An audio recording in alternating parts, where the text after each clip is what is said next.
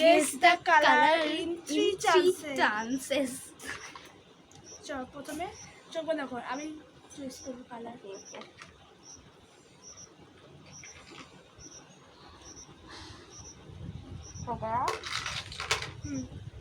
Choose কর, 3 বার chance করি।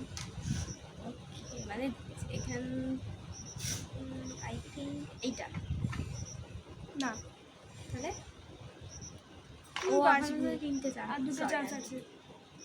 এটা না, লাস্ট এন্ড ফাইনাল চান্স। ও কি পারবে? হয়নি। দাদা কোনটা? আমি ওইটা ভাবছিলাম। ঠিক আছে, এবার তুই আঁখে বন্ধ। এইটা হচ্ছে আমার কালার। হ্যাঁ, ভুল থেকে বলবি।